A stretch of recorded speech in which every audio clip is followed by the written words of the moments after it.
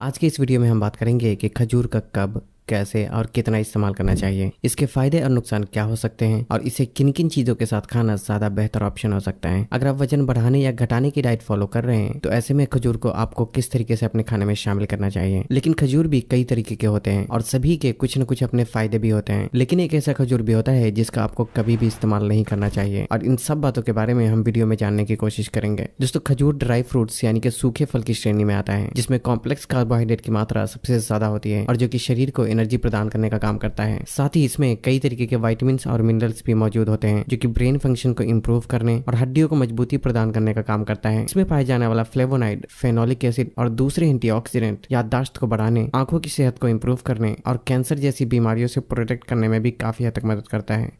इसका कब और कैसे इस्तेमाल करना चाहिए। वैसे तो खजूर का कभी भी इस्तेमाल किया जा सकता है, लेकिन पूरे दिन में 3 वक्त ऐसा होता है जब खजूर का इस्तेमाल करना ज्यादा बेहतर ऑप्शन हो सकता है। एक तो सुबह खाली पेट, दूसरा नाश्ते के बाद और दोपहर के खाने से पहले जो 11 से 12 बजे का वक्त होता है, उस वक्त भी खजूर का इस्तेमाल किया जा सकता है। और तीसरा शाम के 4 से 5 बजे के वक्त भी भूख लगने पर खजूर को स्नैक्स के रूप में इस्तेमाल किया जा सकता है। इतना ही नहीं, अगर आप एक्सरसाइज करते हैं तो इसे प्री और पोस्ट वर्कआउट मील के रूप में एग व्हाइट्स यानी अंडे की सफेदी के साथ इस्तेमाल किया जा सकता है, क्योंकि इस तरह से खाने से शरीर को कार्बोहाइड्रेट और प्रोटीन दोनों मिल जाते हैं। इसके अलावा खजूर का चीनी की जगह भी इस्तेमाल किया जा सकता है, क्योंकि ये चीनी की तरह मीठा होने के साथ साथ सेहत के लिए भी बहुत ही फायदेमंद होता है। खजूर से बनी चीनी ऑनलाइन भी खरीदा जा सकता है, लेकिन उसकी क्वालिटी अक्सर ही अच्छी नहीं होती, इसलिए मैं रेकमेंड करना चाहूंगा कि आप इसे अपने घर पर ही बनाएं। इसके लिए बस आपको इतना करना है कि खजूर को अच्छी तरीके से धूप में सुखा लें और फिर मिक्सर में डालकर पीस लें, जिससे कि ये बारीक दाने में तब्दील हो जाएगा और फिर आप जहां चाहें इसे चीनी की जगह पर इस्तेमाल कर सकते हैं। यकीन माने, इसे आप जहां भी इस्तेमाल करेंगे ये उसके टेस्ट को काफी हद तक इंप्रूव कर देगा। खजूर से बनी चीनी आप किस तरीके से बना सकते हैं उस बारे में आपको यूट्यूब पे भी बहुत सारी वीडियो मिल जाएगी।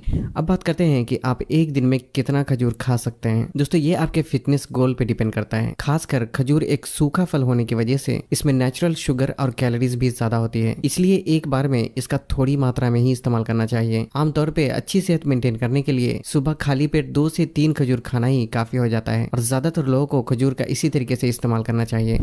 अब बात करते हैं कि अगर आप वजन बढ़ाने या घटाने की डाइट फॉलो कर रहे हैं तो ऐसे में खजूर को आपको किस तरीके से अपने खाने में शामिल करना चाहिए। खजूर हाई कैलोरी फूड होने की वजह से ये वजन घटाने में कोई खास रोल प्ले नहीं करता। हालांकि अगर आप वजन घटाने की डाइट फॉलो कर रहे हैं तब खजूर को एक हेल्दी फूड के तौर पर 2 से 4 पीस आप एक दिन में इस्तेमाल कर सकते हैं, लेकिन ज्यादा मात्रा में आपको इसका इस्तेमाल नहीं करना चाहिए, नहीं तो वजन घटने के बजाय बढ़ सकता है। लेकिन अगर आप हेवी वर्कआउट करते हैं और वजन बढ़ाना चाहते हैं तो 5 से 6 खजूर का किसी प्रोटीन फूड के साथ दोपहर और शाम के वक्त खाए जाने वाले के नाश्ते के रूप में भी इस्तेमाल किया जा सकता है। हालांकि वजन का बढ़ना और घटना दोनों ही पूरे दिन खाए जाने वाले खाने पे ज्यादा डिपेंड करता है।